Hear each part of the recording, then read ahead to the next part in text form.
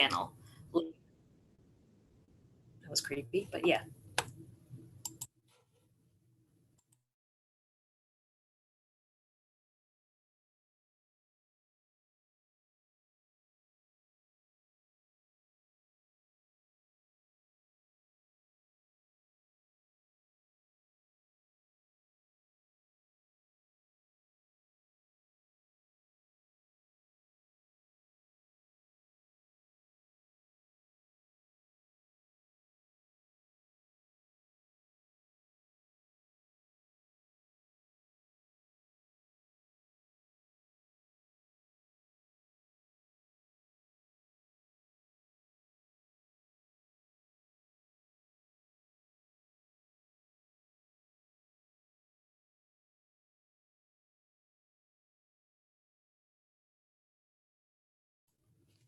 All right, is everybody comfortable getting started? Sure. Hi, everyone. Welcome to our first ever NeuroEquity match panel. These are our members who were kind enough to come back and talk to us about their match process and what it was like for them. This is pretty informal. How this will structure is I have pre-made questions that I'll pose to them, and y'all can just jump in whenever you're comfortable. And if anybody has any specific questions they'd like to ask, you can either throw it in the chat and I'll read it out, or you can unmute yourself and speak. So my first question for everybody is, where did you match? And congrats on being doctors. Thank you. Wild. Yeah. I actually just had my graduation. I know it's like been all the month of May. People have been graduating. I graduated this past Saturday and it does not feel real. I made a reservation somewhere and I put Dr. Reese White, you got to let them know. But I matched in Austin, Texas at Dell Medical School in neurology, adult neurology. I can go next. I matched at Mayo, Arizona, here in Scottsdale/Phoenix. And I totally feel you on like being called doctor first time or like writing down doctor. I actually went to go get my physical at Mayo for like residency a couple weeks ago. And they called me Dr. Vanud. I've like never been called that before. So I was like, oh, who are they talking to? Oh, me. So it's exciting. Thanks for being here, everyone.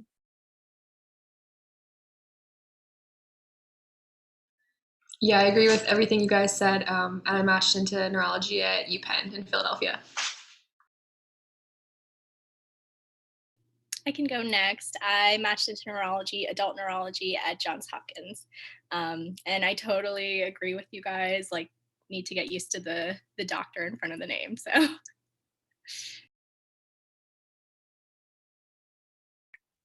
Hi, everyone.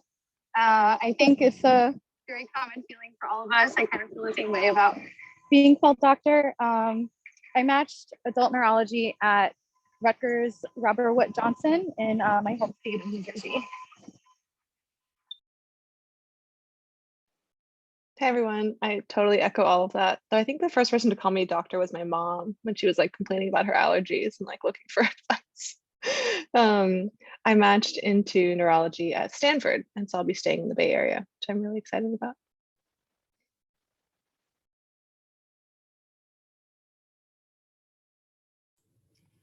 I think that's everybody who matched this season. So my first question to y'all is, what was the most common question you were asked on the interview trail?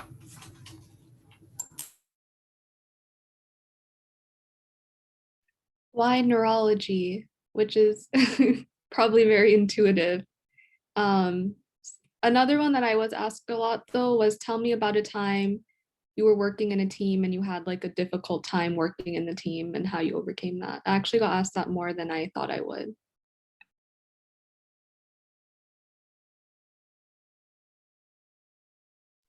I agree. I think a lot of my interviews ended up being pretty conversational. So there were quite a few like, tell me about yourself and, just general questions, trying to get to see what the, vibe was between us. So.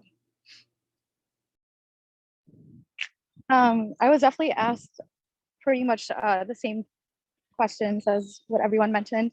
But I was also asked, like, what do you like to do outside of work? Like, what do you like to do for fun? So those were really common too throughout the interview trail.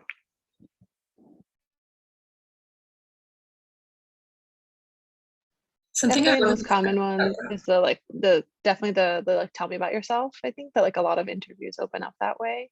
Um, yeah, but there was definitely some variations. I think the ones that like felt more, some of them that felt more special were the like tell me a time when you've felt like a doctor. I think there's like a lot of different ways people answer that. And then some people do end up asking a little bit about like geography, about like what draws you to this program, you know, like what's bringing you here, what can I tell you about this program. um, so I think that that also for me was a good reminder to like be very centered on each individual interview, even though there was a bunch of them. Yeah, just echoing all of that, and then the why this program, pretty important.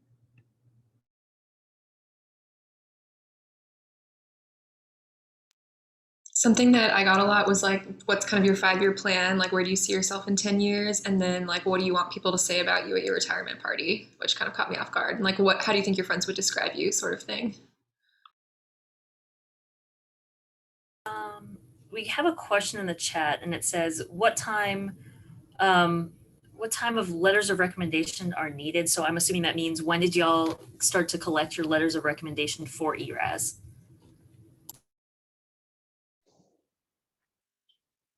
So because of COVID, I did have quite a difficult time finding audition rotations for neurology, especially because I was a Caribbean grad. So my school didn't really have like a home institution like a lot of American grads did. So I did a lot of research and tried to contact hospitals that were affiliated with my school and that were able to take USIMGs for rotations. So the only hospital actually where I ended up doing my audition rotation was my one and only neurology audition rotation, because my school didn't have neurology as a core clerkship, was at the Mayo Clinic in Jacksonville. So I did my audition rotation there, and I actually collected all of my neuro letters from there as well, because the only one I was able to secure was all the way in August. And then I had to start working on applications and everything in September. So I worked really hard to get those 3 letters, and that was pretty much where I got all my letters from. But as far as like advice on getting those letters, just to kind of avoid the stress, and COVID is hopefully getting better as time is going on, and hopefully in the next cycle people won't have the same issues that the other applicants did. I would say just try to secure them as soon as you can. I think, so for my letters of recommendation, I looked at mentor relationships that I had over the course of my medical school career. And so my medical school kind of forms like our clinical skills learning group for the full 4 years, like right up front. And we have the same physician that teaches us those clinical skills for the 4 years. And I think oftentimes it's easy to overlook those mentor relationships. And so I knew I had that one kind of in the bag from the beginning. And so that was really early. That was like first year medical school. Like I knew like this person would be able to speak highly of me and how I have formed to become a doctor. And then also look at, so unlike Jenny, my school requires a neurology clerkship. And so I did that during my clinical year. I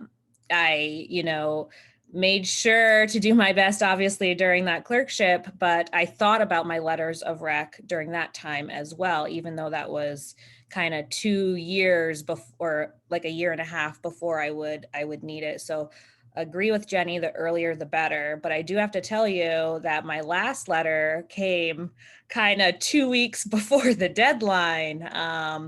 And while I had other people in mind, there was a rotation. I was on my night float that I felt that attending could really speak to my abilities and write me a really strong letter. So have your people, but also if you feel like you're knocking something out of the park, like last minute, ask that attending or ask that person if they can write you a strong letter. And I really feel that worked well for me. I definitely want to echo all of that because I had a combination of neurology and non-neurology letters. And I think it's, if for instance, you don't have access to like, a neurology rotation or something, I personally think if you can get letters from people that have known you, that really can vouch for you and can agree to write really strong letters, I think that says a lot more than, if maybe you only had time to do like a week of neurology or something, trying to like, if you didn't form a connection with someone, it would be kind of, I think, better to get a letter from someone who you really know. And also for me, if you guys have, I took a year out to do research as well. And so if any of you are like in that position where you've done additional work or an additional degree or anything, I think it's also really important to get letters from people who knew you during that time and can vouch for what you've gained from that additional time that you spent kind of outside of the med school curriculum. But yeah, I think it really just depends on who you connect with. And at the end of the day, you just want people that can support you and make other people realize all the great things about you. Yeah, kind of echoing and like talking a little more about what Sneha said about having like different letters from non-neurology as well. I know for my school, we were advised to get like one internal medicine letter if possible. And I know like the AAN has released like a document that said that you can like do that. So I felt better after actually seeing that in writing. So that was how I got one of my letters. And then like Sneha said about research as well. I didn't take a research year, but I worked with a PI at the program that I ended up matching to during like my M2 year. So I like reached out to him and was like, hey, like I haven't worked with you clinically, but like me research wise, and I really want to go to your program. So can you write me a letter? So I know some people, not me, but I know some people also get like psych letters sometimes, like one psych letter. I don't know how common that is. Looks like people are nodding, so maybe it is. But yeah, that's also an option.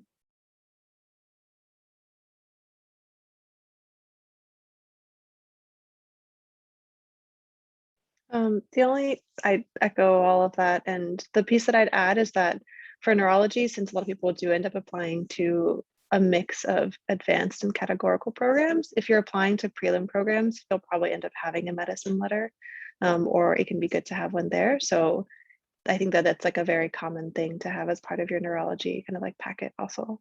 And having some enthusiasm and like relationships with people in internal medicine, I think is also helpful to talk about during your prelim interviews.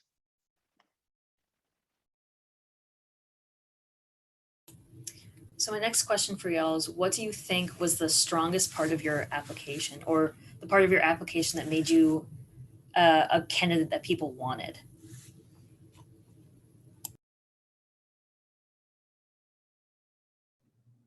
I'll start. I think being a non-traditional student, and then also having kind of a non-traditional path through medical school made me stand out. So before medical school, I was a high school science teacher. So that's kind of the non-traditional part there. But during medical school, I got an MBA. And I think having that extra, degree, but also the knowledge that comes with that, the language, the tools that you learn there, helped me to stand out. Now, I'm not saying people need to take like a year off to get another degree. My school has it kind of built in where we can do a research year or another degree, and so that's awesome. But what I did with the MBA, so the different projects I was able to be a part of, and like getting to work with a health equity group at a pharmaceutical company, and getting to work with like, you know, even looking at equity in the finance industry, and kind of tying that together into my story, as to why I'm doing this, why I want to be like why I'm going into neurology, why I'm a doctor in the first place, you know, that helped me to stand out. They were really interested in, I think it was, you know, everything we've seen in the media about inequity, especially related to COVID and race, and having that be like my story and why I'm doing this, I think allowed me to stand out. So that's definitely a piece of it. I definitely agree with Fiona. Me as well, being a non-traditional graduate, I think added a lot of value to my application, because I did receive a lot of questions about, you know, my professional life before medical school. And being that I got a master's before I went to med school, and then before my master's, I had a career in at Johnson and Johnson corporate in New Jersey, working with like new product development and support for marketed products, and working closely with like the FDA and with the clinical trials department. It was definitely something that was brought up more often than I thought. But I think it helped me to gain those communication skills and that professionalism that I think normally would be acquired in medical school. And there was just a lot of curiosity about kind of like my journey going into medical school, my journey throughout medical school, especially because for my particular cohort, my school was actually pretty much almost destroyed with Hurricane Irma. And my entire school had to relocate to England for our second year of med school. So that was definitely a topic of conversation. And I think it just showed a lot of like resilience on my part. And I think kind of having that quality in a person is really important, especially when you're advocating for your patients. So besides that, there were a lot of things in my application that were brought up, like as far as research and extracurriculars and things like that. So a really good piece of advice would be know your application inside and out. Know everything about your application, every piece of research you've done, every single little thing, because I got asked about every single thing in my application. So that's pretty much all fair game. Once they get that application in their hands, they can pretty much ask you about anything, even something that seems like minutia to some people could be important to some other people. So definitely just keep that in mind as well.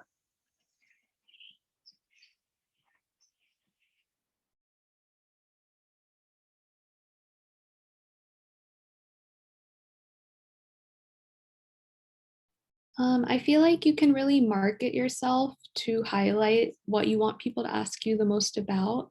So for me, research was a big thing for me. And I had some posters, I had some pubs, but I don't think it was like the numbers that necessarily people cared about, but more like being able to talk about the research process. Sort of like how Jenny was saying, like know your application in and out, like be able to describe like, oh, like I had this idea and this is how I did it. I think that's what made me stand out more, as opposed to just like the numbers of things themselves, if that makes sense. And my school isn't a very research heavy school, which is why I had to like figure that stuff out and was able to talk about it. But if you are at a school that is research heavy, then that's really good, because they'll probably get good people to explain how to go through all of that, and you'll be able to talk about it pretty well.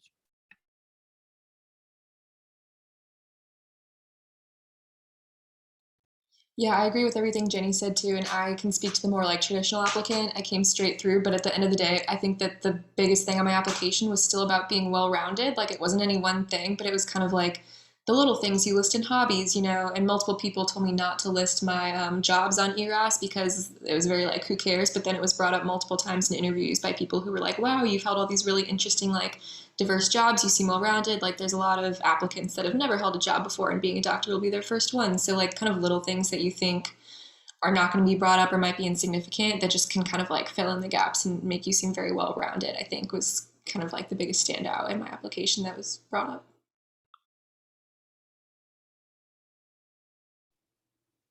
I definitely agree with all of that. And I think someone had mentioned before that, it's not necessarily about like the numbers or even, the fact that I did like a year out. I think it's more how, like what your thought process was behind doing it, what your intent was, and what you can show that you gained from it. And it doesn't have to be like, oh, by the end of the year, I publish XYZ. It's like, so mine was like a post-sophomore path fellowship, and I learned about a subspecialty called neuro-oncology, and like so that's what I figured out at the end of it, was just like more of my interest within neuro. So it can be things like that, but just being thoughtful with your answers and showing that you have a lot of intent behind what you do, I think is probably the most important part when you're explaining aspects of your resume.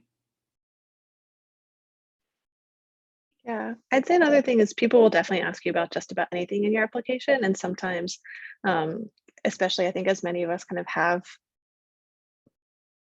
different disparate pieces that make sense to us, but don't always make sense from the outside, is people might ask you like, how do you make sense of this? Like, how are you planning on combining this? Did you switch from A to B? Like, are you now doing C? So trying to put together a coherent narrative, I think is really helpful. For someone who's trying to like get to know you and understand everything that you've represented as important to you.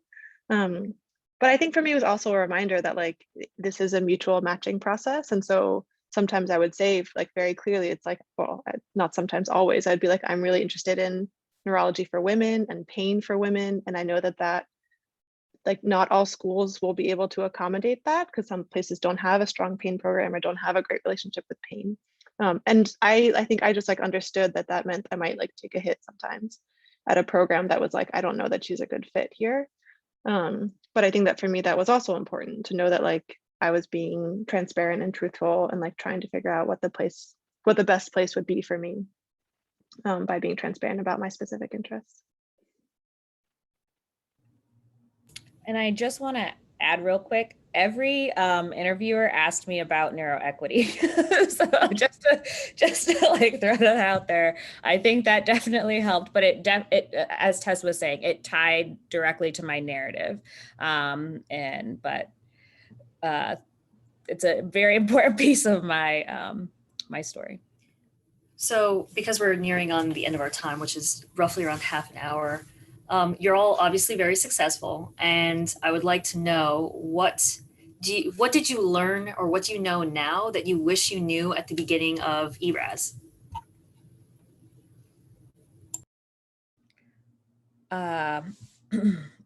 So I'll start this one. I think I knew this, but going in with the mindset that these are regular people, like there's nothing, no switch that flips when you become a doctor, y'all.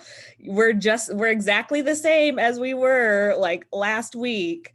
And your interviewers, like going in with the right mindset of like those nerves, they're inevitable, but I think just realizing like you can have a normal conversation. I'm trying to explain, I don't know if I'm being like making any sense, but I wish I kind of knew from jump, like I'm in, I don't know how to explain it, but I guess having the confidence to realize like, even though you're a med student, I don't know, maybe somebody else can word it better for me, but the interviewers are normal people. You need to go in with that mindset, I guess. I think what Diona might be trying to say is Help me out. Just throughout the interview process, be secure with yourself. Because people are, at this point, you already made it past, the screening process or whatever they say. And they just want to know who you are. They want to know if you're normal or not. So, just be secure with yourself, be confident with yourself, And, just be honest and open, and people will see it, they'll appreciate it. They've interviewed like hundreds of people before you, and they'll know if someone's being ingenuine or not. So just be yourself, like be confident with yourself. Everyone has flaws in their application. Nobody has a perfect application. So just be ready to just talk openly about everything. And one of the things I wish I had known before, and I guess I did know it before, but I didn't know that I would actually experience it myself. Really know the rules with the AAMC on what are appropriate questions to ask and what are not. What would be a question that someone is not supposed to ask you? Your marital status and like things like that. I had an interviewer actually ask me if I was single or not, and that should not matter. So just like really know, because they should know. And I guess they kind of think some people might not know. So just really know what questions are like off limits, and just be ready to dodge those questions.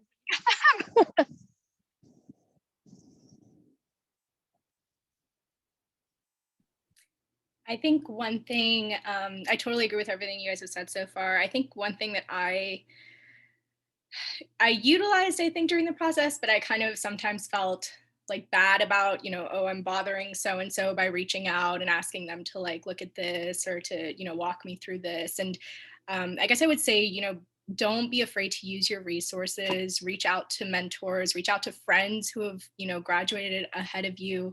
And, if you don't have those established relationships yet, I mean, like NeuroEquity has a great, system set up with mentorship. And so, I think those things made a big difference, just going through the process of filling out ERAS and just making me feel confident by the end of it that, I've looked through this. I've had people that I trust to look through this to make sure that, I'm portraying myself the way that I want to.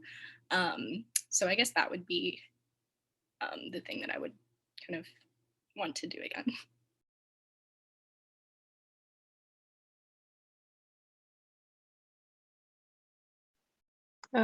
I would say get ready to have the process like mess with your head.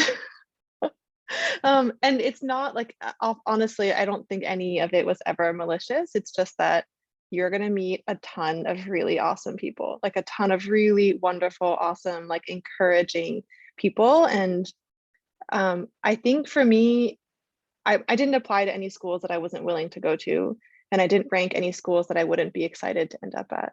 But that did mean that come match day, I knew I would be sad because I felt like I was mourning all of these futures that I had imagined and I could only have one. Like it's totally normal to like be sad on match day, even if you got something that you really wanted. And I think that for me, that was just like a great, like reconciling with those feelings is just part of the process of realizing that like I think those of us going into neurology certainly are in like an awesome field with wonderful supportive people, and it's just like it's hard. And I would say the other way it messes with your head is that because so many places are awesome, you will suddenly feel like gripped by emotions about things that you didn't know mattered to you or that you think should matter to you. Like for some people, geography is super important. For some people, it's reputation. For some people, it's research. For some people, it's like their partner. Like there's so many things. And just try to like take a step back from that and take a step back from like, how does somebody see this? What are my mentors going to think? Like, should I go to that? Like, I think in the end, people understand that it's like your rank list is a personal decision. And that no matter what you like, there are many great right answers, and it's fine that none of them are perfect.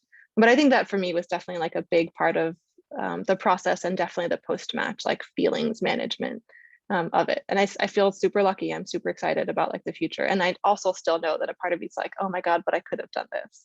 And that's okay. That's just like a piece to let go of, and like maybe for the future. I know we're running out of time, but I just wanted to say something kind of cheesy, but it's something that I wish I had like told myself or believed earlier. But I wish to like just be like kind to yourself. Med school is really hard. Like we do a lot. Like look how cool and amazing all these people are that are here today. I'm like so excited to like meet a lot of you. But just be kind to yourself. Like it's gonna be okay. And like you do deserve like happiness and like a good fit.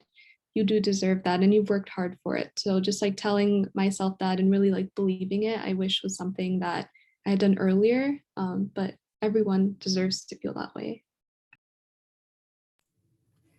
All right, we're on time. That was extremely encouraging. Thank you all for taking the time to actually sit with me and answer all these questions. You're going to be absolutely amazing in residency, and I'm not worried for any of you. Just make sure you sleep enough if you can. That's all I'm saying. All right, that's it for you. Enjoy the rest of your day, okay? Thank you.